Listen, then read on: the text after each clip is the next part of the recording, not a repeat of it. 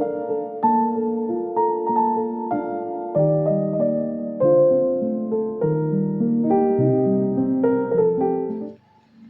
गुरु भगवत के चरणों में कोटि कोटि वंदन करने की दर्शन गुरुदेव की आज्ञा से कर्म की अवस्थाएं।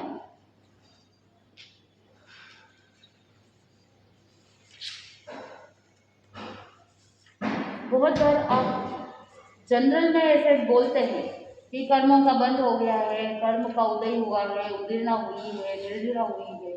ये सिर्फ कुछ अवस्थाएं हैं। वैसे देखा जाए तो टोटल कर्म की 10 अवस्थाएं हैं।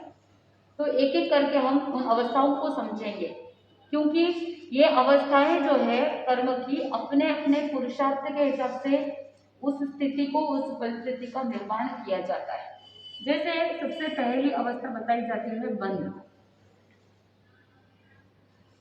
तो बंध के अंदर क्या होता है कि कषाय युक्त जो परिणाम होते हैं, राग द्वेष युक्त जो परिणाम होते हैं, वो आत्मा के असंख्यात प्रदेश आत्मा में कर्म के पुद्गल आकर के एक में हो जाते हैं। जब कर्म दूध और पानी के जैसे एक में हो जाते हैं तो उस समय क्या कहना, कर्म का बंध हुआ कहना। तो वो एक अवस्था है बंध, जिसमें हम अलग अलग प्रकार से बंध के बारे में बात करते हैं। जैसे प्रदेश बंध, प्रकृति बंध,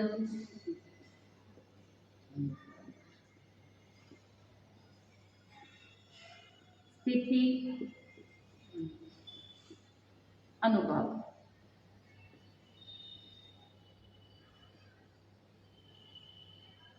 प्रदेश बंध का मतलब क्या है कि पुद्गलों का नंबर ऑफ पुद्गल, यानी इतने पुद्गल आकर के आत्मा के साथ चिपके हैं, आत्मा के साथ एक में हुए हैं, तो उसे क्या कहते हैं, प्रदेश। जैसे यहाँ पर एक लड्डू के रूप में एग्जाम्पल देते हैं। अब जैसे उदाहरण के लिए मोतीचूर का लड्डू ही समझ लो।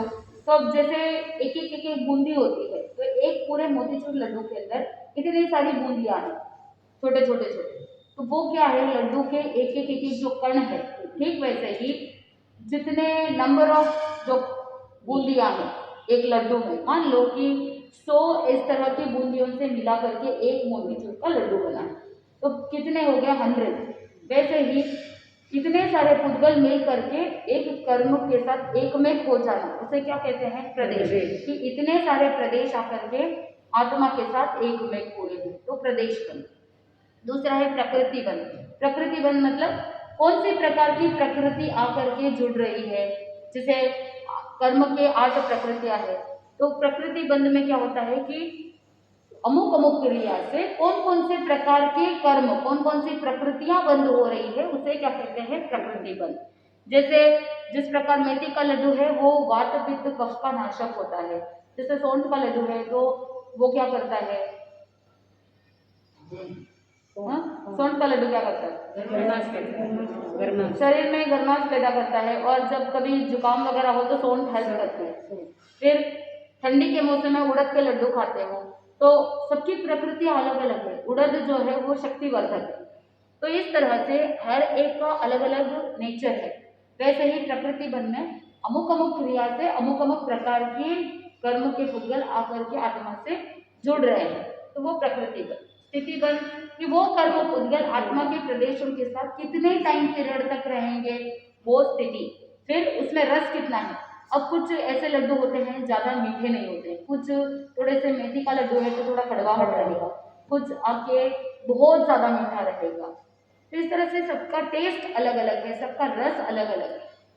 तो ठीक वैसे ही कर्म जो है, जो बंधता है, उसमें आपके राग द्वेष के परिणाम कितने हैं, उसके हिसाब से कर्म का रस मैटर करता है। तो इस तरह से बंध होता है प्रकृति, स्थिति और अनुभव।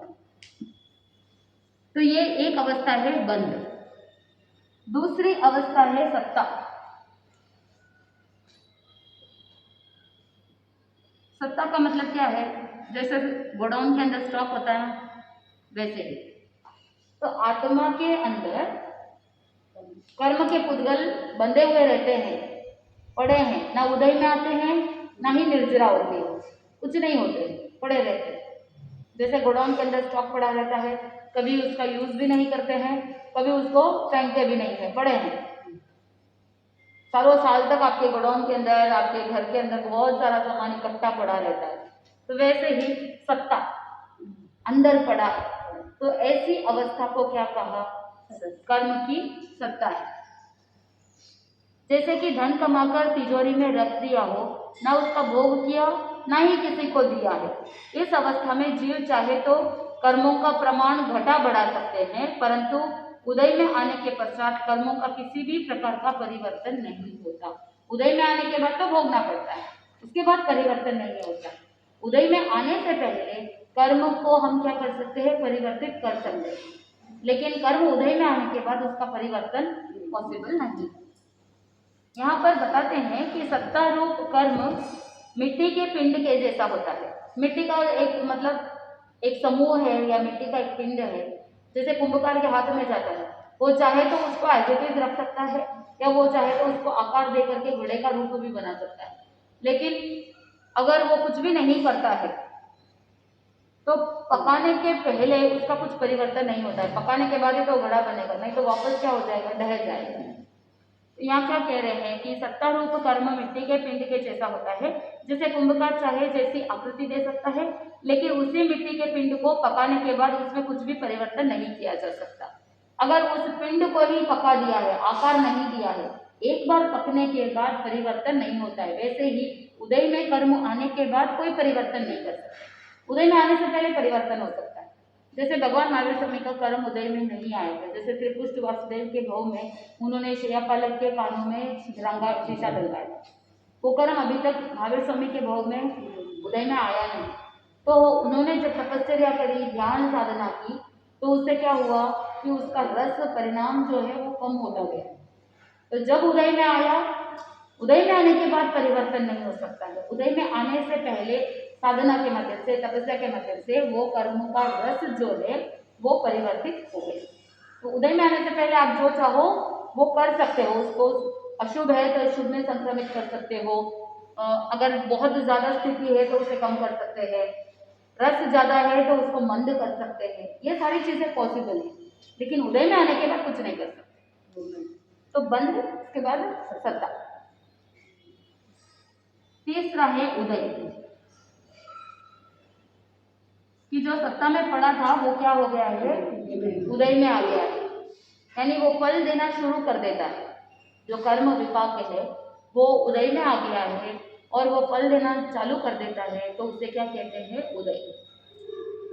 पहले बंद, फिर सत्ता, फिर उदय। पहले जब भी कभी ऐसा प्रोसेस है, पहले कर्म का बंद होता है, फिर बंद होने के बाद वो क्या होता है? सत्ता में आ जाता है, पड़ा रहता है। फिर सत्ता में आने के बाद जैसे जैसे अबाधा काल पूर्ण होता है, वैसे वैसे कर्म उदय के अंदर आते हैं। तो जैसे आपने माल खरीदा, तो पहले माल खरीदना होता है यानी बंद, इकट्ठा किया, फिर उसके बाद आपने उसको अंदर स्टॉक कर दिया, और जब आपको लगा कि इसके भाव बढ़ गए हैं, इसको बेचना चाहिए, तो आपने क्या किया? उसे बेच दिया, यानी उदय। उदय में आया तो उसका काम तमाम करने को रेडी है, या तो भोग के फिनिश करो या कुछ करके फिनिश करो। तो ये उदय। उदय के अंदर भी दो तरह होते हैं, प्रदेशोदय, विपाकोदय।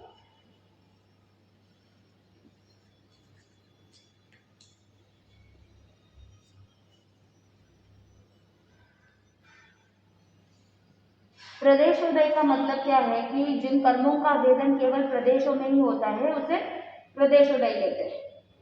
यानी जो कर्म के प्रदेश है, सिर्फ प्रदेशों के अंदर ही कर्म का उदय होता है।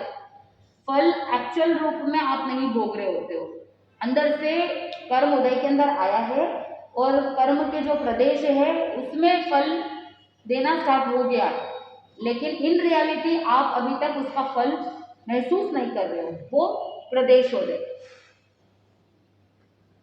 अनुभूति नहीं हो रही है। देखो, इस कर्म के फल के रस को जीव वेदन या अनुभव नहीं करता, और उसे पता चले बिना ही कर्म उदय होकर आत्मा से अलग हो जाता है। यानी कर्म के प्रदेशों में उदय हुआ है, इंसान को फील नहीं हो रहा है, जीव को फील नहीं हो रहा है, जीव महसूस नहीं कर पा रहा है, अनुभव नहीं कर पा रहा है। जैसे किसी मूर्छित व्यक्ति का ऑपरेशन कर दिया जाए तो उसे प्रत्यक्ष वेदना की अनुभूति नहीं होती। जैसे अनिस्थेशिया दे दिया है, अनिस्थेशिया देने के बाद उसे बेहोश कर दिया है, तो बेहोश करने के बाद जब व्यक्ति का कोई पार्ट सुन कर देते हैं तो वहाँ पर कुछ भी ऑपरेशन करो, कुछ भी करो, कितना भी उसको जोर से खींचो, उसको वेदना महसूस नहीं होती। वैसे ही प्रदेशोदय के अंदर, कर्मोदय के अंदर आए हैं, केवल कर्म के पुद्गलों का प्रदेशों में उदय आया है, तो इस व्यक्ति को, जीव को महसूस नहीं होता है, अनुभव नहीं होता है कि कर्मोदय के अंदर आया है। वही विपाकोदय में क्या होता है कि जो कर्म परमाणु कर्मजन्य वेदना की स्पष्ट अनुभूति करवा करके फिर आत्मा से अलग होता है, यानी जीव महसूस करता है वेदना को, जीव कष्ट को महसूस करता है, कर्म के फल को महसूस करता है, वो विपाकोदय। तो हम जो कर्म का उदय महसूस करते हैं प्रत्यक्ष अपने जीवन में, वो क्या है? विपाकोदय। विपाकोदय ही आत्मगुणों का घात करता है और नए कर्म उत्पन्न करता है। तो सबसे इम्पोर्टेंट विपाकोदय है, क्योंकि यही घात करता है और यही नए कर्मों को भी उत्पन्न करता है। प्रदेशोदय से नए कर्मों की उत्पत्ति नहीं होती। प्रदेशोदय तो अपने आप आते हैं, अपने आप ही अलग हो जाते हैं। ये प्रोसेस प्रदेशोदय का चलता रहता है कि कर्म आते रहते हैं और कर्म वापस आत्मा से अलग होते रहते हैं, ये जीव को महसूस भी नहीं होता है। तो प्रदेशोदय इतना प्रत्यक्ष रूप से नए कर्मों को उत्पन्न नहीं करता है, लेकिन विपाकोदय जब कर्म फल होता है, जीव महसूस करता है, तो वापस कुछ ऐसा कार्य करता है जिससे वापस नए कर्मों को उत्पन्न करता है, नए कर्मों का बंध करता है। तो इसमें वैसे बताते हैं कि जो ये विपाकोदय है, ये 6 प्रकार के। सबसे पहला है द्रव्य विपाकोदय। कर्म ग्रंथ के अंदर ये जो कर्म की अवस्थाएं हैं बहुत अच्छे से डिटेल से बताया जाता है। तो कर्म ग्रंथ के अनुसार भी यहाँ पर बता रहे हैं कि पहली अवस्था है बंध, दूसरा है सत्ता, तीसरा है उदय। उदय में 2 प्रकार, प्रदेशोदय और विपाकोदय। विपाकोदय के 6 भेद बताए जाते हैं। उसमें सबसे पहला है द्रव्य विपाकोदय। जैसे मिठाई ज़्यादा खाई तो शुगर की व्याधि हो गई, शुगर की प्रॉब्लम हो गई, डायबिटीज़ की प्रॉब्लम हो गई। कोई डायबिटिक पेशेंट है, उसने बहुत ज़्यादा मिठाई खा ली तो उसका शुगर लेवल बढ़ जाता है। तो वैसे ही गंदा पानी पीने से पेट खराब हो जाता है, इन्फेक्शन हो जाता है। तो इस तरह से द्रव्य के निमित्त से कर्म उदय में आना, वो क्या है? द्रव्य विपाकोदय। समझ में आ रहा है? द्रव्य का निमित्त है, आपने कुछ उल्टा सुल्टा खा लिया या विपरीत भोजन कर लिया जिससे फूड पॉइजनिंग हो गया, तो वो द्रव्य के निमित्त से कर्म उदय के अंदर आया है। तो ऐसे को क्या कहते हैं? द्रव्य विपाकोदय। यदि यह हेतु नहीं मिलते, यानी निमित्त नहीं मिलता, तो कर्म विपाक उदय में नहीं आता। तो द्रव्य के निमित्त से क्या हो रहा है? कर्म उदय के अंदर आ रहा है। फिर दूसरा है क्षेत्र। तो क्षेत्र के निमित्त से कर्म उदय में आना, जैसे क्षेत्र के प्रभाव से कर्म का उदय होना क्षेत्र विपाकोदय है। जैसे धूप में जाने से गर्मी का अनुभव होता है और बहुत से लोगों को सन एलर्जी होती है, तो जैसे ही धूप में गए तो स्किन के अंदर इरिटेशन होना, स्किन लाल हो जाना। अगर धूप में नहीं जाते तो नहीं होता। तो ये क्षेत्र के कारण से, क्षेत्र के निमित्त से कर्म उदय के अंदर आना क्षेत्र विपाकोदय। और ठंडे स्थान में जाने से जुकाम हो जाना, सर्दी हो जाना, ये सब क्षेत्र निमित्त से। तीसरा है काल, काल विपाकोदय। काल के प्रभाव से जो कर्म उदय में आते हैं उसे क्या कहते हैं? काल विपाकोदय। जैसे मौसम बदलने पर बीमारी आ जाना, जैसे जैसे सीजन बदलता है, अभी भी सीजन बदल रहा है, जैसे कभी ठंडा रहता है, कभी गर्म रहता है, कभी उमस रहता है। तो इस तरह से जब क्लाइमेट चेंज होता है तो काल के प्रभाव से व्यक्ति के शरीर में बीमारी आती है, यानी ये असतावेदनीय कर्म उदय के अंदर आने के लिए काल निमित्त बनता है, काल का प्रभाव होता है। जैसे सर्दी में खांसी, अस्थमा की तकलीफ, गर्मी में लू लगना, ये सब क्या है? काल का प्रभाव है, सीजन। उसके बाद चौथा है भाव, भाव विपाकोदय।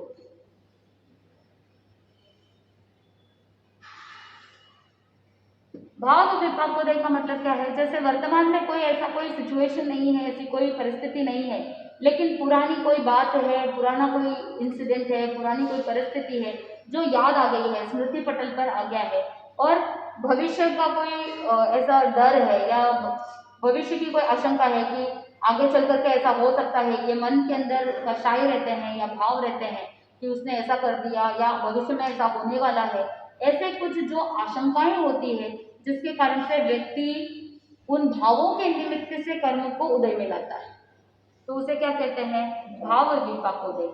जैसे किसी व्यक्ति को चिंता से हार्ट अटैक आ जाता है कि भाई भविष्य में क्या होगा, ये सोच करके व्यक्ति चिंता करते करते टेंशन की वजह से हार्ट अटैक आ जाता है, तो भविष्य की आशंका है। कुछ लोगों के भूतकाल में कुछ ऐसा हुआ है जिसके वजह से वो इंसान स्ट्रेस में चला जाता है, एंजाइटी में चला जाता है और आगे चल करके हार्ट की प्रॉब्लम हो जाती है। तो भूतकाल या भविष्यकाल, भूतकाल की चिंता या भविष्यकाल की आशंका, इन सब चीजों के कारण से, ऐसे भावों के कारण से जो कर्म उदय के अंदर आता है वो भाव विपाक होता है। जैसे सोचते सोचते ही क्रोध आवेश में होकर के ब्लड प्रेशर बढ़ जाना, वो भी क्या है, भाव विपाक होता है। तो द्रव्य, क्षेत्र, काल, भाव और पांचवा है भव विपाकोदय। भव विपाकोदय का मतलब क्या है, जैसे दर्शनावन्य कर्म सभी संसारी जीव के होता है और इसीलिए मनुष्य और तिर्यंश को निद्रा आती है, तो ये क्या है, भव विपाकोदय। देवता और नारकी को नींद नहीं आती, उनके ऐसा कोई कर्म उदय के अंदर आता नहीं है या उन लोगों को निद्रा नहीं आती, तो ये भव कारण है।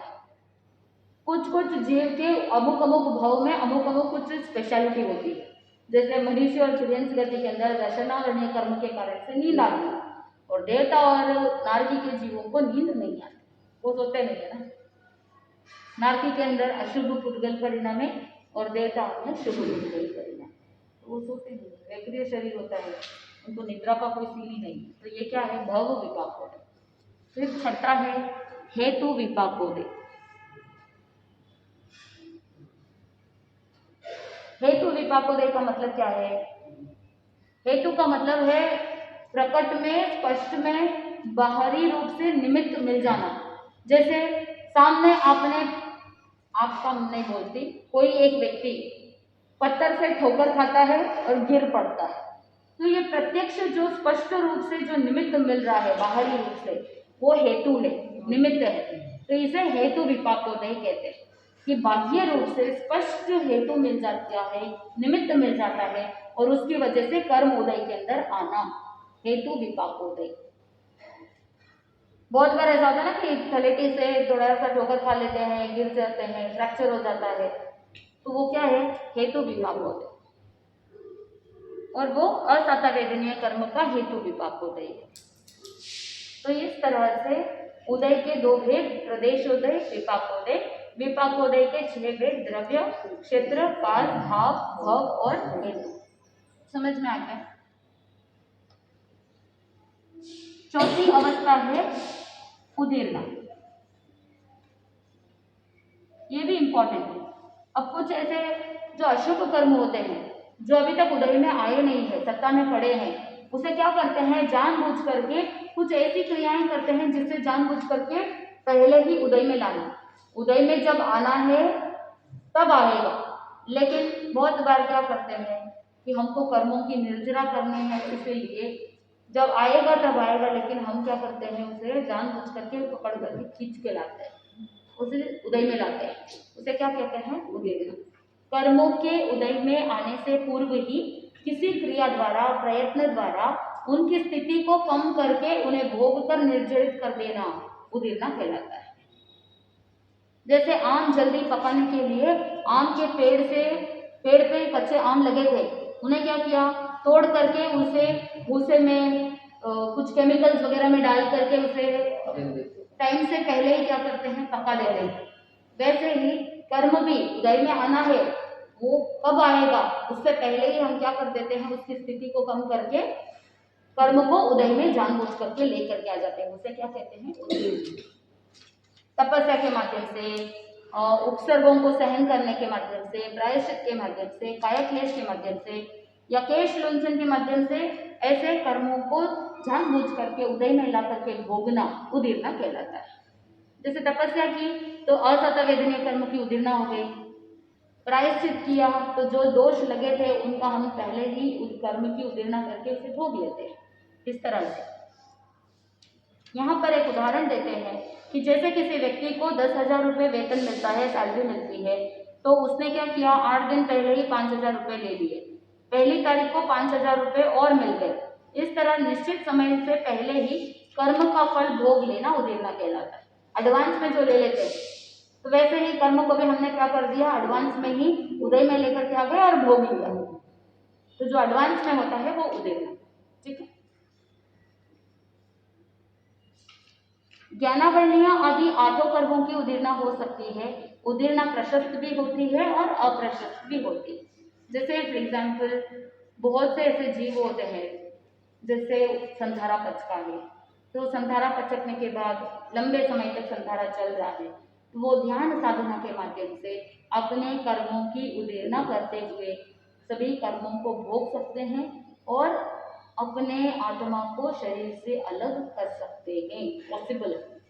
ये ध्यान की प्रक्रिया से कर्मों को हम क्या कर सकते हैं, कम कर सकते हैं, उसकी स्थिति को कम कर सकते हैं, कर्म की उद्दीर्णा करके कर्म को भोग सकते हैं। तो 8 कर्मों की उद्दीर्णा पॉसिबल है।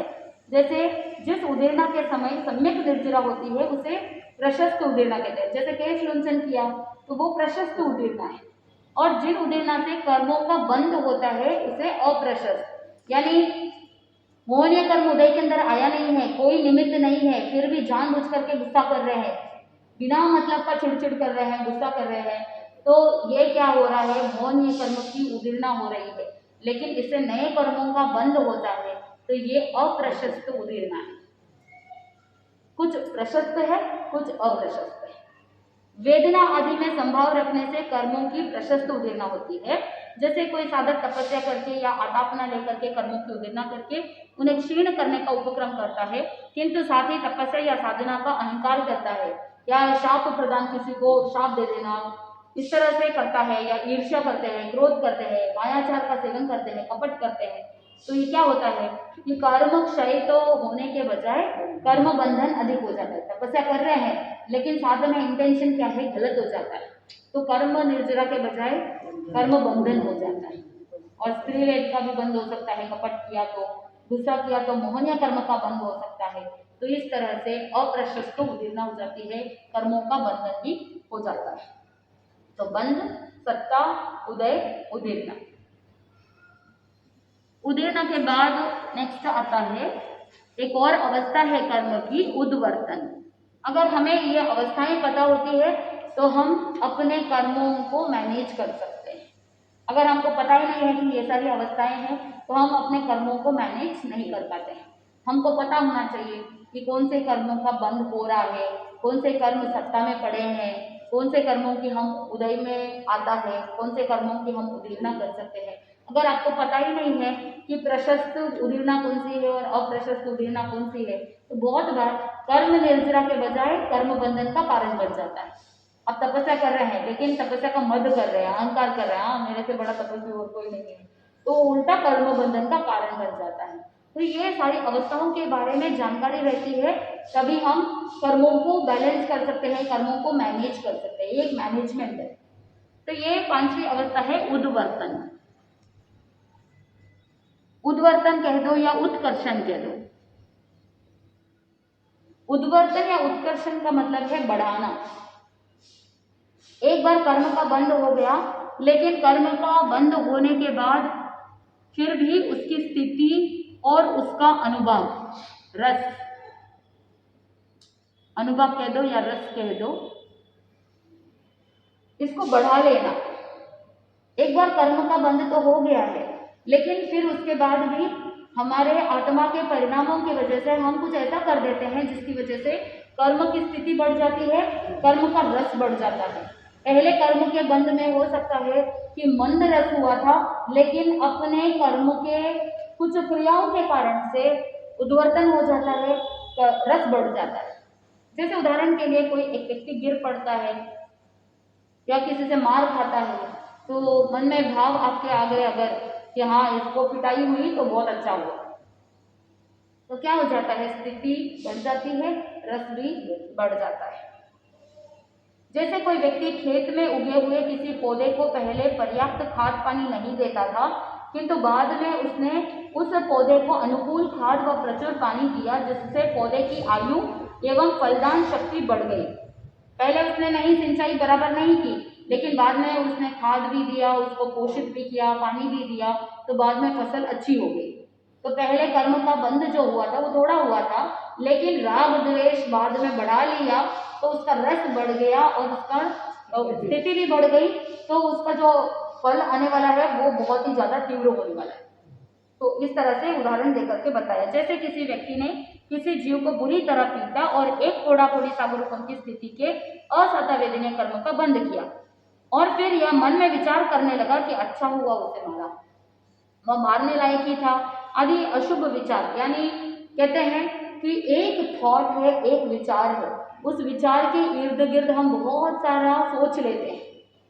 वो इंसिडेंट होना था, हो गया, मार पड़ गई, पिटाई हो गई, बात खत्म। लेकिन फिर हम क्या करते हैं, उसके बारे में सोचते हैं, विचार करते हैं, पिटाई होगी, अच्छा हुआ, वो उसके लायक ही था, इसने ऐसा किया, इसने ऐसा किया। तो ये विचारों की जो श्रृंखला होती है, ये सारे विचारों की वजह से राग द्वेष बढ़ेगा, शुभ अशुभ के परिणाम बढ़ेंगे, और इस परिणाम के बढ़ने के कारण से कर्म का क्या हो जाएगा, उद्वर्तन हो जाएगा, स्थिति भी बढ़ जाएगी और रस भी बढ़ जाता है।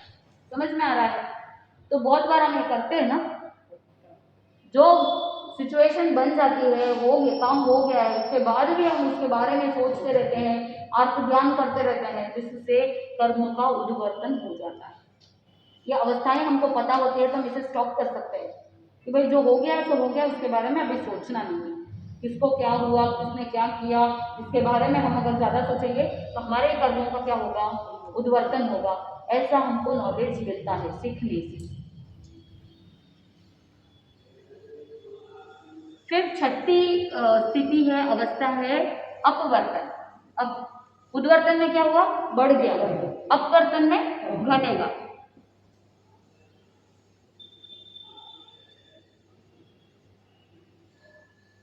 एक बार कर्म का बंद होने के पश्चात उस कर्म की स्थिति या अनुभाग को कम करना। यहाँ पर बढ़ गया था उद्वर्तन में, अपवर्तन में क्या होता है, घट जाता है, कम करना, उसे अपवर्तन कहते हैं। जैसे पौधे को खाद पानी नहीं देने से फल देने की शक्ति घट जाती है, कुछ भी नहीं दिया, अथवा जिस प्रकार बुखार वगैरह आता है तो हीट बढ़ता है, टेम्परेचर बढ़ता है, फिर अगर आपने गीली पट्टी करी तो बुखार क्या हो जाएगा, उतर जाएगा। और जब आप अगर सपोज किसी के ब्लड प्रेशर बढ़ गया है तो आप अगर उसके लिए टैबलेट दोगे, या बुखार है, बुखार में आपने टैबलेट दिया, तो उसका जो टेम्परेचर है, उसका जो ब्लड प्रेशर है वो वापस नॉर्मल की तरफ आ जाता है, घट जाता है, तो उसका जो परिणाम था, उसकी जो सिचुएशन थी वो क्या हो गई, कम हो गई। तो वो क्या है, अपवर्तन। सिम्टोमेटिक रिलीफ है कि जब तक वो निमित्त है तब तक वो घट जाता है। जैसे किसी व्यक्ति ने एक कोड़ा कोड़ी सागरोपम की स्थिति का असतवेदनीय कर्म का बंध किया, फिर अपने किए हुए पाप कर्मों का पछतावा किया कि अरे मुझे ऐसा नहीं करना चाहिए था, मैंने बहुत कर्म बांध लिए। फिर वो प्रयास करते हैं और पश्चाताप करते हैं, प्रायश्चित लेते हैं, और इन भावों के कारण से जो एक कोड़ा कोड़ी सागरोपम की जो स्थिति बांधी थी, उसने क्या किया, उसे घटाते घटाते एक सागरोपम तक पहुंच जाता है। यानी एक कोड़ा कोड़ी सागरोपम था, लेकिन कहाँ तक पहुंच गया, पछतावा किया तो एक सागरोपम तक पहुंच गया। तो ऐसे स्थिति को कम करना, रस को कम करना, वो अवस्था क्या है, अपवर्तन। तो हमको उद्वर्तन करना चाहिए या अपवर्तन करना चाहिए, अपवर्तन करना चाहिए। हमको प्रयास करना चाहिए, और जब हम प्रतिक्रमण करते हैं तो उस समय प्रतिक्रमण के दौरान जो अतिचार बोलते हैं उस समय चिंतन करना चाहिए कि इन अतिचारों में मैंने कभी इस तरह से कोई राग द्वेष की भावना रखी या इस तरह से नेगेटिव सोचा जिसकी वजह से कर्मों का उद्वर्तन हो गया है। ऐसा चिंतन करना प्रतिक्रमण के दौरान, फटाफट खाली पाटिया बोलना है इसलिए बोल दिया तो फिर वो अपवर्तन नहीं होगा। वही अगर आपने चिंतन किया और जब आपको पता चला कि हाँ मुझसे ये अतिचार दोष लगे हैं, जैसे उदाहरण के लिए पहला अनुव्रत में आप बोलते हो रोष वश गाढ़ा बंधन बांधा हो सकता है कि कभी आपने जानबूझ करके या अनजाने में या हित की बुद्धि से अपने बच्चों के लिए आपने किया हो कि बेटा जब तक तुम पढ़ाई नहीं करोगे तो ये कमरा नहीं खुलेगा, बंद कर दिया, जब तक तुम्हारी पढ़ाई पूरी नहीं होगी तब तक तुम्हें खाना नहीं मिलेगा, कुछ नहीं मिलेगा। इस तरह से थोड़े से सख्त होते हैं बहुत बार, हित की बुद्धि है, लेकिन फिर भी कर्म तो कर्म है।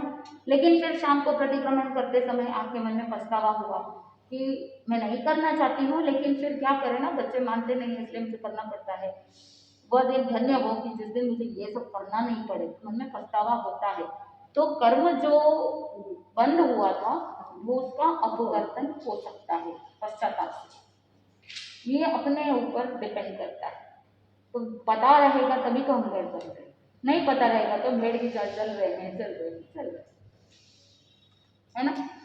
हिंसा आदि 18 पाप कर्म के सेवन करने के बाद पछतावा करने से बंधे हुए पाप कर्म की स्थिति और रस घट जाता है, पाप कर्म का अपवर्तन हो जाता है। अतः पाप कर्म का त्याग न हो सके तो भी उस कार्य को करने के बाद पछतावा अवश्य ही करना चाहिए। अगर आपके हाथ में नहीं है कि आप उसे टोटली त्याग कर दो, तो कम से कम क्या करना चाहिए, पश्चाताप करना चाहिए और पछतावे से कर्म का अपवर्तन करना चाहिए, जिससे आत्मा हल्की रहेगी, भारी नहीं होगी।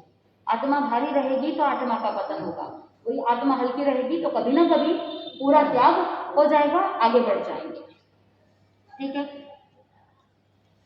अब जैसे डायबिटीज पेशेंट है, आप उसे खाने नहीं देना चाहते हो, क्यों? क्योंकि हित की भावना है, लेकिन फिर भी जबरदस्ती उसे रोकना पड़ता है। आपके मन में हित की भावना है, आप नहीं चाहते हो कि उसके खाने में रोक टोक लगाए, लेकिन मजबूरी से आपको रोक टोक लगाना पड़ता है। तो जब मन में पश्चाताप की भावना रहती है तब तो अपवर्तन हो जाता है। वही अगर आपके मन में ऐसे भाव होते हैं कि सासू जी हमेशा मेरे को तकलीफ देते हैं, ठीक है इनको एक चांस मिल गया इनको रोकने का, अगर ऐसी भावना रहती है तो कर्म का उद्वर्तन हो जाता है। सारा खेल अपने भावों पर टिका हुआ है।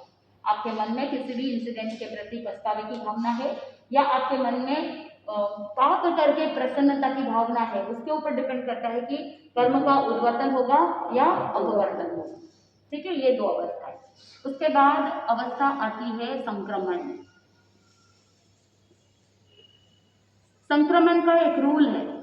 संक्रमण का मतलब क्या है कि विशेष रूप से प्रयत्न करके एक ही कर्म की जो उत्तर प्रकृतियां है उसको अदला बदली कर देना।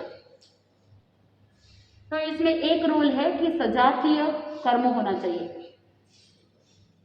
सजातीय का मतलब क्या है, सेम कर्म लेकिन प्रकृति अलग अलग। उदाहरण के लिए वेदनीय कर्म है तो वेदनीय में दो है, सजातीय है ना, साता असाता। तो साता वेदनीय कर्म उदय में है तो आप उसका संक्रमण करके असाता में कन्वर्ट कर सकते हो, और असाता उदय में है तो उसे संक्रमित करके साता में बदल सकते हो।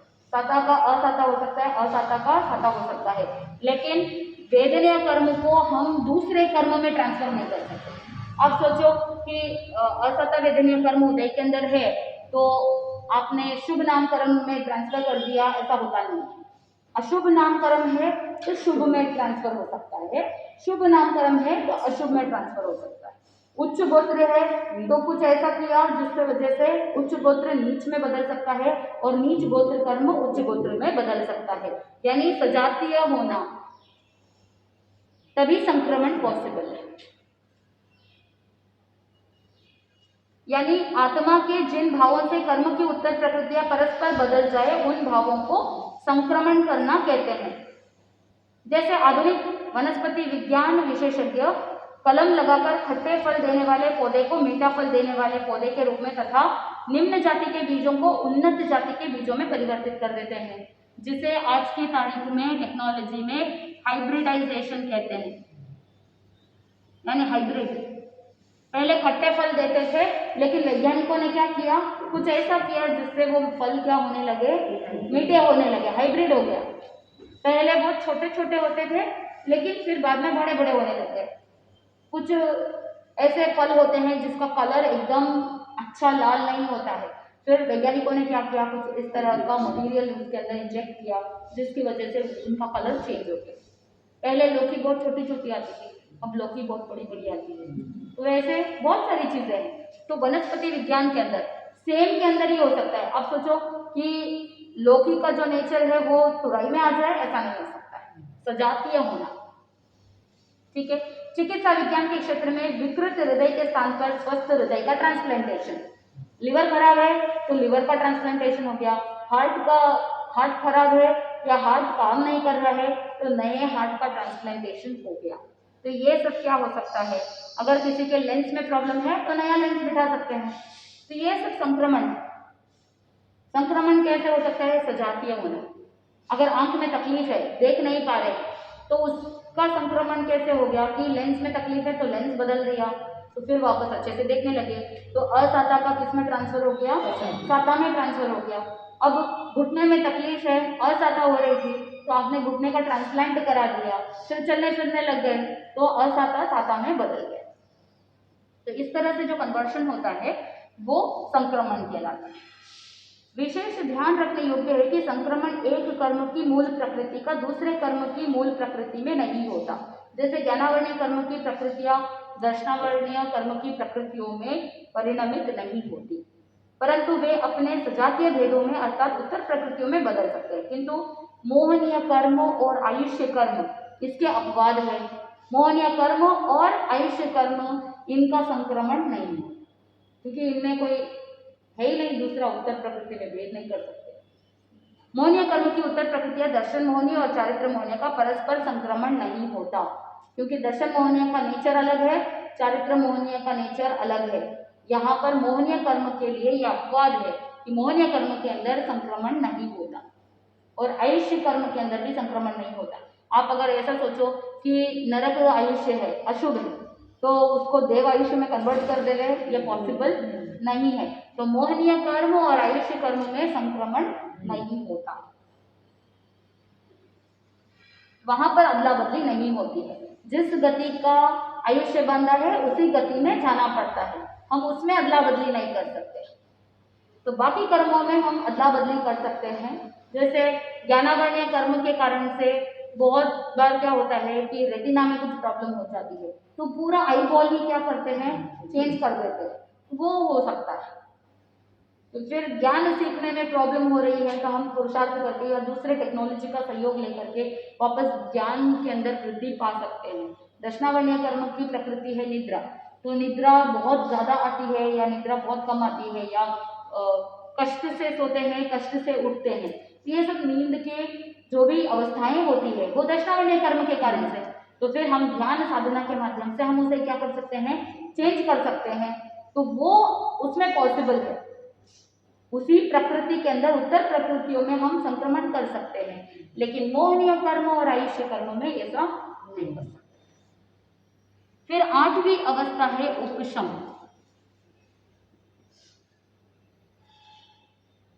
जैसे उदाहरण के लिए एक बर्तन है, बर्तन में पानी है, पानी में कचरा है, आपने क्या किया, फिटकरी घुमा दी, और फिटकरी घुमाने के कारण से जो जो कचरा था, जो जो गंदा था वो सब नीचे सेटल हो गया, तो नीचे दब गया, ऊपर जो पानी है वो शुद्ध है। ठीक वैसे ही कुछ कर्म प्रकृतियां ऐसी होती है जिनको हम क्या कर देते हैं, नीचे दबा देते हैं, नीचे पड़े रहते हैं, वो ऊपर सरफेस में नहीं आते हैं, उदय में नहीं आ रहे, उसे क्या किया, क्या कहा, उपशम। उदय प्राप्त कर्म पुद्गलों को कुछ समय के लिए किसी प्रयत्न विशेष से, जैसे स्वाध्याय किया, अनुप्रेक्षा की, ध्यान किया, उसके माध्यम से शांत कर देना या फल प्राप्ति के अयोग्य बना देना। कर्म उदय के अंदर आया है लेकिन फिर भी हम क्या करते हैं, उसे उतने टाइम पीरियड के लिए उसे उपशमित कर देते हैं, दबा देते हैं, उसे ऊपर आने नहीं देते, उदय में आने नहीं दे रहे, उसका फल, उस कर्म को फल देने योग्य नहीं बना रहे, उसे थोड़े टाइम के लिए रोक के रखते हैं, उसे क्या कहते हैं, उपशमित करना। इस अवस्था में कर्म का ना उदय होता है ना ही उदीर्णा होती, बस ढका हुआ है, दबा हुआ है। न यह निदत अवस्था होती है न निकाचित। तो यहाँ पर आगे हम निदत निकाचित अवस्था भी सीखेंगे कि निदत का मतलब क्या है, निकाचित क्या है। तो जब भी कोई कर्म की प्रकृति उपशमित होती है तो इसमें न उदय होता है न उदीर्णा होती है, न निदत होता है न निकाचित होता है। उपशम मतलब दबा हुआ है, दूसरा और कोई अवस्था उसमें पॉसिबल नहीं होती। जैसे ये कॉमन उदाहरण है, अंगारे हैं, ऊपर राख की लेयर आ जाती है तो वो अग्नि दबी हुई रहती है, लेकिन जैसे ही ऊपर की परत हट जाती है, राख हट जाती है, तो वापस वो अग्नि प्रज्वलित होना प्रारंभ कर देती है। वैसे ही जब तक कर्म की प्रकृतियां दबी हुई है, उपशमित है, तब तक उदय में नहीं आती है, और लेकिन जैसे ही वो टाइम पीरियड खत्म हो जाता है तो वापस वो कर्म उदय के अंदर आता है। तो जैसे किसी ने रोग को उपशमित किया, कैसे बुखार आया है, एक डोलो 650 ले ली, तो जब तक दवाई का असर रहता है तब तक वो बुखार अंदर दबा हुआ है, लेकिन जैसे ही टैबलेट का असर खत्म हुआ फिर से टेम्परेचर बढ़ेगा, फिर से बॉडी पेन आना शुरू हो जाएगा। तो ये जो सिम्टोमेटिक रिलीफ जो देता है ना, वैसे ही उपशम भी है। उपशम भी उस टैबलेट के जैसा है कि जब तक आपने स्वाध्याय किया है, जब तक आपने उसे दबा के रखा है ध्यान के माध्यम से, तब तक वो आपको कष्ट नहीं देता, लेकिन जैसे ही वो सारा जो निमित्त है वो हट जाएगा, जो भी आपने सिचुएशन बनाई है वो जब खत्म हो जाता है फिर से कर्म उदय के अंदर आ जाता है। उससे पहले अगर आपने कुछ ऐसा प्रयास करके कर्म की निर्जरा करने के लिए कुछ प्रयास किया है उपशम करने से के बजाय, तो निर्जरा हो सकती है, लेकिन एक बार उपशमित किया है तो बाद में कभी ना कभी तो वापस उदय में आता ही। तो इस प्रकार कर्म ना तो क्षय हुआ है ना ही उदय में आया है, इस दशा को उपशम कहते हैं। आत्मा के जिन भावों से कर्मों का उपशम होता है उसे उपशमन करण कहते हैं। तो ये उपशम किसका होता है? 8 कर्मों में मात्र मोहनीय कर्म का उपशम होता है, बाकी किसी भी कर्म की प्रकृतियों का उपशम नहीं होता है, ओनली मोहनीय कर्म। जैसे क्रोध उदय में आया है, आपने क्या किया उसे? भाई दबा दिया, नहीं अभी गुस्सा नहीं करना है, इट्स ओके, शांति। तो आपने क्या किया? क्रोध को उपशमित कर दिया। वैसे ही मोहनीय कर्म की जितनी भी प्रकृतियां हैं उनका क्या होता है? उपशम होना है, बाकी कर्मों का उपशम नहीं होता है, जो उदय में आता है आता है।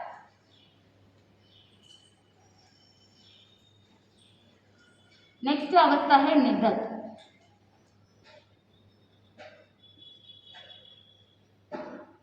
निधत का मतलब है कर्म को प्रति समय उदय में आने के लिए विशिष्ट रीति से स्थापित करना निधत कहलाता है। इसका मतलब क्या हुआ कि यहाँ पर कुछ ऐसे कर्म होते हैं जो निधत कर्म होते हैं। निधत कर्म यानी निरंतर कर्म उदय के अंदर आने के लिए उसकी एक स्थापना होती है, रचना होती है। जैसे हमने कषाय के टोकरे में सीखा था, कर्म पुद्गलों का निषेध होना यानी उसको स्थापित करना, उसको ऑर्गेनाइज करना। तो ये निधत कर्म का मतलब है ऐसी अवस्था जिसमें कर्म पुद्गलों की स्थापना होती है, रचना होती है, उसका निषेध किया जाता है। जैसे यहाँ पर बताया जाता है कि गीली मिट्टी का गोला होता है तो उसके अंदर लेप है, तो दीवार पर डालने पर वो क्या हो जाता है? वहां पर जाकर के चिपक जाता है, उतरता नहीं है। ठीक वैसे ही निधत कर्म भी उस गीली मिट्टी के जैसा है। और यहाँ पर एक और उदाहरण देते हैं कि जैसे जंग लगी हुई सुइयां होती है, तो जंग अगर लगती है तो सुइयां क्या होती है? एक दूसरे से चिपक जाती है। वैसे ही कर्म पुद्गल भी एक दूसरे से चिपक जाते हैं, अलग अलग होते नहीं है, चिपक जाते हैं, सारे एक हो जाते हैं। तो ऐसे निषेध होना, इस तरह से स्थापित होना, उसे कौन सी अवस्था कहते हैं? निधत। तो जो हल्के कर्म होते हैं, लौकिक कर्म होते हैं, उससे भी थोड़े से गाढ़े होते हैं निधत कर्म। तो निधत कर्मों का संक्रमण नहीं हो सकता, निधत कर्मों की उदीर्णा भी नहीं हो सकती। निधत का अर्थ कर्मों की निषेध रचना भी है।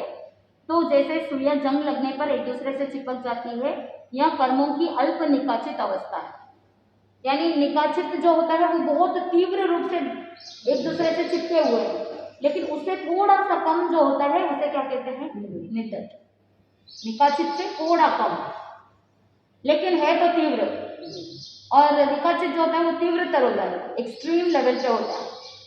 यानी निकाचित कर्म जो होते हैं उसे भोगना ही पड़ता है, जैसे ही बांधे थे वैसे का वैसा भोगना पड़ता है। जैसे गज सुकुमार मुनि का पूर्व भव का वर्णन आता है कि माँ ने उस बच्चे को क्या किया था? पाले पड़ गए थे, तो वैद्य ने बोला था कि बाम लगा करके गरम गरम, मतलब अति गर्म भी नहीं बहुत ठंडा भी नहीं, उस जमाने में रोटा बनाते थे, तो थोड़ा सा गर्म रोटा उसके ऊपर रख देना ताकि थोड़ा सा सेक हो जाए। तो इस तरह से बोला था, लेकिन वो तो क्या है, वो जो माँ थी वो सौतेली माँ थी, तो पिताजी का उस बच्चे के प्रति स्नेह ज़्यादा था। तो जो सौतेली माँ थी उसने सोचा कि पति का ध्यान पूरा इस बच्चे के ऊपर रहता है, मेरे बेटे के ऊपर ध्यान रहता नहीं है। तो ये अगर नहीं रहेगा तो पूरा ध्यान किसके ऊपर रहेगा, मेरे बेटे पर रहेगा। ऐसा सोच करके उसने देखा कि ये परिस्थिति सही है, तो उसने क्या किया कि कहा था कि बिल्कुल नहीं के बराबर हल्का सा गर्म हो उतना रोटा सेक देना है। उसने उस दिन क्या किया, घर में कोई नहीं था तो जानबूझ करके गरम गरम रोटा रखा, जिससे भयंकर पीड़ा हुई और वो बच्चा वहां पर मर जाता है। बच्चा का जीव सोमिल ब्राह्मण और माँ का जीव गज सुकुमार। तो जो बच्चे का जीव था वो कर्म 99 लाख भाव के बाद कर्म उदय के अंदर आए और उस समय गज कुमार मुनि के सिर पर गरम गरम अंगारे रखे। निकाचित कर्म थे ना, कर्म करके पाप करके प्रसन्नता का भाव कि जब जोर जोर से रोने लगी, सब लोग आए, तो वहां पर जब वो बालक का जीव सोमिल ब्राह्मण बना और माँ का जीव गजस कुमार मुनि बने, निकाचित कर्म था। जब पड़ोसियों ने सबने देखा कि देखो ये माँ कितना रो रही है, सौतेली होते हुए भी बच्चे के प्रति कितना स्नेह रख रही है, तो बाहर से तो आंसू है लेकिन अंदर ही अंदर खुश हो रही है। सांप भी मर गया और लाठी भी नहीं टूटी, यानी बच्चा भी मर गया, मेरा कांटा भी दूर हो गया और लोगों को पता भी नहीं चला कि मैंने मारा है, तो अंदर ही अंदर खुश होने लगे। इससे निकाचित कर्मों का बंध हुआ। तो क्योंकि तीव्र कर्म का बंध हुआ तो जैसा बांधा था एज इट इज वैसे के वैसे भोगना पड़ा। सिर के ऊपर अंगारे, वहां पर गरम गरम रोटा था, यहाँ पर गरम गरम अंगारे। सेम है ना, परिस्थितियां सेम है, क्योंकि रस जो है वो बहुत तीव्र था, इसीलिए इस तरह से त्रिपुष्ट वासुदेव का भी। लेकिन भगवान महावीर स्वामी ने तपस्या करी, ध्यान किया, इसलिए उसका जो रस था वो थोड़ा सा रस कम हो गया, क्योंकि वहां पर गरम गरम शीशा डलवाया था। लेकिन भगवान महावीर स्वामी के कानों में जो कीले ठोके थे वो मेटल के नहीं थे, वो लकड़ी के कीले थे। यानी पशुओं को बांधने के लिए जो लकड़ी के होते हैं ना, वो वाले कान में डाले थे, तो धातु में अंतर आ गया। फिर उधर शैयापालक की मृत्यु हो गई थी और इधर भगवान महावीर स्वामी को मारणांतिक कष्ट नहीं हुआ, मरे नहीं। तो ये अंतर आया। क्यों आया? क्योंकि उन्होंने तपस्या करी, साधना करी, तो उसका रस अनुभव जो है वो कम हो गया, उसका जो तीव्रता था वो तीव्रता कम हो गई।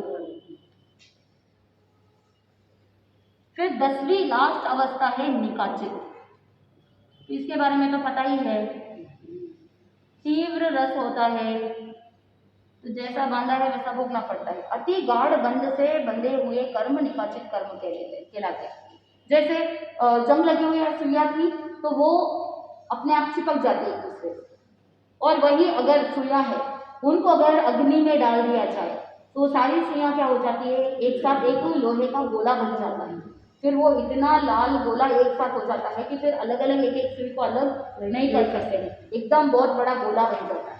वैसे ही निकाचित कर्म जो होता है उसका रस बहुत तीव्र होता है, उसे आत्मा से अलग करना बहुत मुश्किल होता है, उसको फिर भोगना ही पड़ता है। जो हल्के कर्म होते हैं उनको भोगना ही है ऐसा जरूरी नहीं है। इसीलिए अगर कोई कहता है कि कर्म को भोगे बिना छुटकारा नहीं मिलता, वो किसके लिए है? निकाचित कर्म के लिए, बाकी कर्मों के लिए नहीं है। अब हर छोटे छोटे कर्म के लिए अगर आप कहोगे कि भाई असता विधिनीय कर्म बांधा है तो वो तो भोगे बिना छुटकारा नहीं मिलेगा, ऐसा कोई जरूरी नहीं है। सिर्फ निकाचित कर्म हो तो ही भोगने की जरूरत पड़ती है, नहीं तो तपस्या के माध्यम से, साधना के माध्यम से हम उसका रस भी कम कर सकते हैं, उसकी निर्जरा भी कर सकते हैं, उसका उपशमन भी कर सकते हैं, उसका संक्रमण भी कर सकते हैं। सिर्फ निकाचित कर्म के लिए कह दिया कि भोगना ही पड़ता है, बाकी के लिए नहीं बोला। ठीक है, तो ये कर्म की 10 अवस्थाएं हैं। जब हम इन 10 अवस्थाओं को जान जाते हैं तो हम कर्मों को व्यवस्थित तरीके से मैनेज कर सकते हैं। हमको पता होगा कि हमें अपने कर्मों के साथ क्या करना है। नहीं पता अगर अवस्था के बारे में तो हमको मैनेज करना भी नहीं आएगा, फिर कर्मों का बंधन बढ़ता ही रहेगा, बढ़ता ही रहेगा। वही अगर हमने समझ लिया तो रोज का खाता रोज हम क्या कर सकते हैं? क्लोज कर सकते हैं। रोज बैलेंस शीट तैयार हो सकती है कि आज गलती से गलती हो गई तो उसका शाम को हम क्या कर सकते हैं, उससे अलग हो सकते हैं। हम अपनी आत्मा को हल्का बना सकते हैं।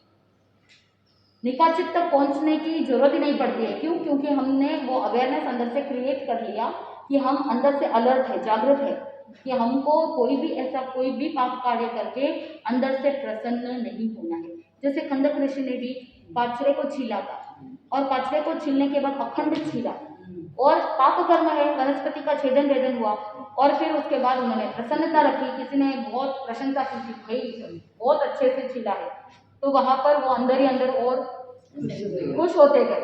तो आगे चल करके उनके शरीर की चमड़ी को पूरी छिलवानी पड़ी। तो ये निकाचित कर्म है, इसीलिए इसे एज इट इज भोगना पड़ा। वहां पर वनस्पति इकाई का छिलका उतारा था, यहाँ पर पंचेंद्रिय की चमड़ी, वो भी चमड़ी है ना वनस्पति इकाई की, ये भी चमड़ी है, तो चमड़ी का संबंध चमड़ी के साथ, वहां पर वनस्पति का छिलका है और यहाँ पर शरीर की चमड़ी है तो आउटर कवर। निकाचित कर्म था, इसीलिए एज इट इज भोगना पड़ा। अगर निकाचित कर्म नहीं होता तो भोगने की जरूरत नहीं पड़ती। तो जब हमारे भीतर ये अवेयरनेस आ जाता है तो हम तीव्र मोहनीय कर्म या तीव्र पाप कर्म उदय में आने से हम क्या कर सकते हैं, उसे रोक सकते हैं, और प्रतिदिन प्रतिक्रमण प्रायश्चित पश्चाताप के माध्यम से कर्मों को कम कर सकते हैं, उसके रस को कम कर सकते हैं, उसके परिणाम को कम कर सकते हैं, उसको संक्रमित करने की कला आ जाती है। ध्यान के माध्यम से हम कर्म को उत्तीर्ण कर सकते हैं, ध्यान के माध्यम से हम कर्म को संक्रमित कर सकते हैं, अशुभ को शुभ में ट्रांसफर कर सकते हैं, असाता को साता में ट्रांसफर कर सकते हैं। ये सारी कलाएं आ जाती हैं, तो ये कला आपको सीखनी है। तो धर्म आराधना करते समय हम ये सारी कलाएं सीख सकते हैं, और इन 10 अवस्थाओं को जानने के बाद हम अपने आप को कर्म से हल्का बनाने का प्रयास कर सकते हैं। तो ये 10 अवस्थाएं, तो देखा जाए तो कर्मों की ये 10 अवस्थाएं जीव के पुरुषार्थ के प्रतीक है। जो जीव जैसा पुरुषार्थ करता है वो उस अवस्था तक पहुंच जाता है। तो सम्यक आचरण व सम्यक ज्ञान द्वारा अशुभ कर्मों को शुभ में, शुभ को शुद्ध में रूपांतरित किया जा सकता है। मनुष्य अपने पुरुषार्थ द्वारा इन 10 अवस्थाओं को पार कर कर्मों का क्षय करते हुए मोक्ष को प्राप्त कर सकता है। ठीक है, सेवम बनते